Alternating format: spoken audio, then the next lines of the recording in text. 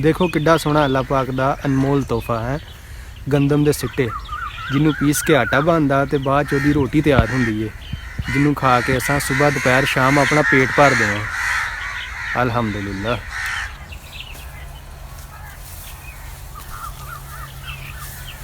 बिस्मिल्लाहिर्रहमानिर्रहीम अस्सलाम वालेकुम।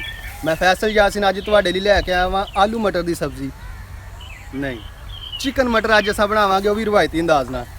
ते इनू बनाउण वास्ते किहड़ियां शैवां की लोड़ पेगी ते किस तरह मज़ेदार बनदा है इत्थे नहीं घर जाके दसांगा। तो चलो घर जाके चिकन मटर पकाउणा शुरू करदे हां।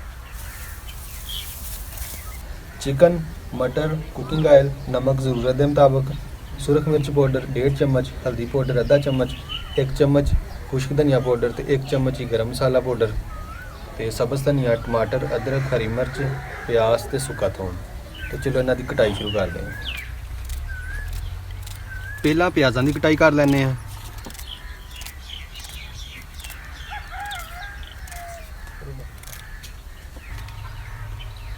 हुण टमाटरां की कटाई कर लैंदे हां।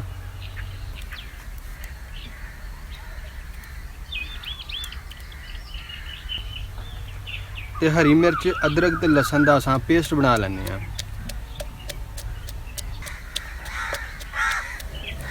मटरां दे दाने भी कढ़ लांगे।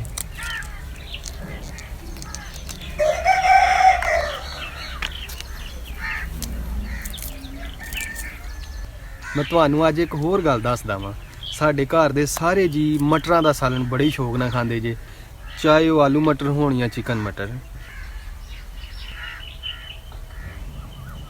अग बाल गई है, कच्ची हांडी नूं चाड़ लांगे असां चुल्हे ते। बिस्मिल्लाहिर्रहमानिर्रहीम। हांडी विच मैं शामिल करांगा कुकिंग ऑयल तकरीबन पौना कप यानी 1 कप तो थोड़ा जिहा घट ते नाल ही शामिल कर दांगा प्याज। प्याज़ां नूं थोड़ा जिहा भुन्नांगे।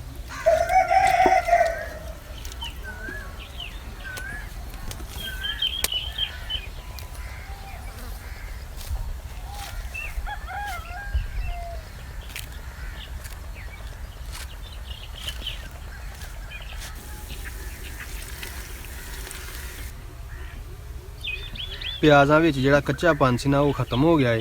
हुण असां इहदे च शामिल कर दांगे गोश्त।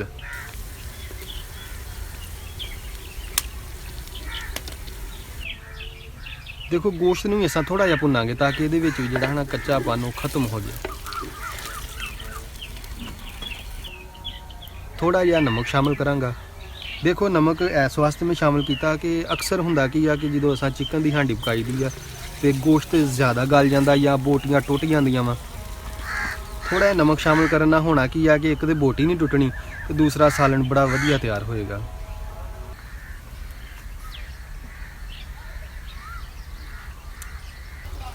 देखो चिकन बहुत ही वधिया फ्राई होया है।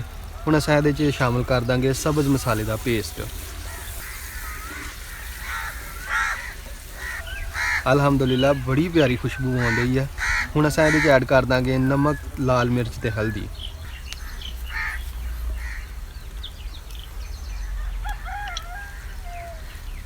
इनू अच्छी तरह मिक्स करांगे ते नाल ही ऐड कर दांगे 5-6 हरियां मिर्चां।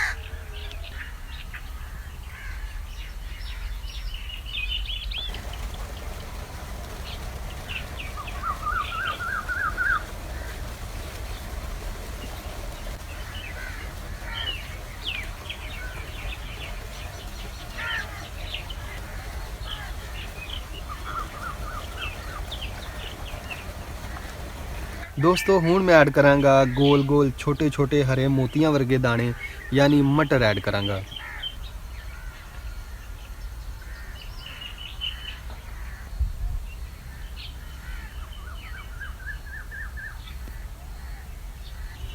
ओफो गल्लां गल्लां विच मैं भुल ही गया कि टमाटर भी ऐड करने सी। चलो हुण ऐड कर दिन्ने ने, इन्हां दा कोई मसला नहीं एडा। लेकिन अगर तुसां ऐड करो तो जो मैं सब्ज़ मसाला ऐड किया ही ना उदों तुसां टमाटरां नूं ऐड कर सकदे जे। चिकन मटर के साले नूं असां तकरीबन जिहड़ा है ना 15 मिनट हल्की अग ते पकावांगे।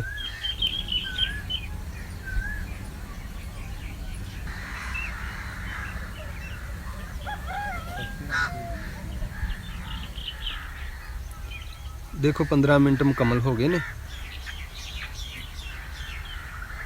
ਸਹੀ ਸਹੀ ਦੱਸਿਓ ਦੋਸਤੋ, ਹਰੇ ਰੰਗ ਨਾਲ ਹਾਂਡੀ ਤੇ ਕਿੰਨੀ ਰੌਣਕ ਆ ਗਈ ਏ। ਇਹ ਸਭ ਤੁਹਾਡੀਆਂ ਦੁਆਵਾਂ ਦਾ ਅਸਰ ਏ ਕਿ ਏਡੀ ਸੋਹਣੀ ਹਾਂਡੀ ਪੱਕਦੀ ਏ, ਨਹੀਂ ਤੇ ਮੈਂ ਇਸ ਕਾਬਲ ਕਿੱਥੇ।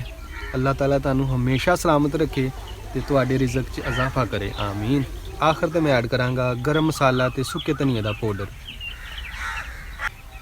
ਤੇ ਥੋੜਾ ਜਿਹਾ ਕੱਟ ਕੇ ਮੈਂ ਹਰਾ ਧਨੀਆ ਐਡ ਕਰਾਂਗਾ।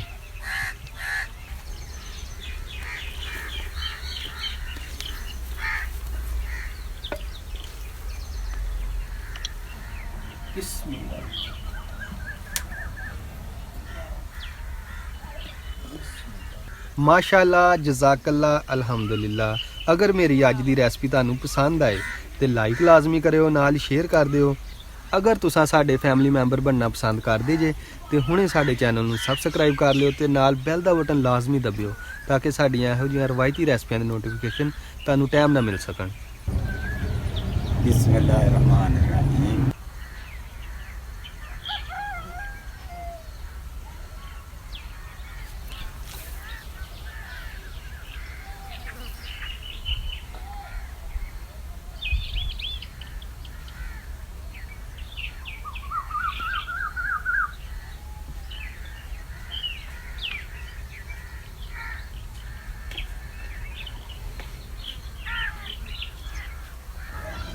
ਬਾਬਾ ਜੀ ਮਜ਼ਾ ਆਇਆ ਰੋਟੀ ਖਾਣ ਦਾ? ਬਹੁਤ ਸੋਹਣਾ ਵੀ ਤੇਰਾ ਖਾਣਾ ਵੇ। ਅੱਲਾਹ ਤਾਲਾ ਤੈਨੂੰ ਕਾਮਯਾਬ ਕਰੇ ਜੀ, ਆਮੀਨ। ਅੱਲਾਹ ਤਾਲਾ ਤੇਰੇ ਮੁਕੱਦਰਾਂ 'ਚ ਤਰੱਕੀ ਤੇ ਤਰੱਕੀ ਕਰੇ।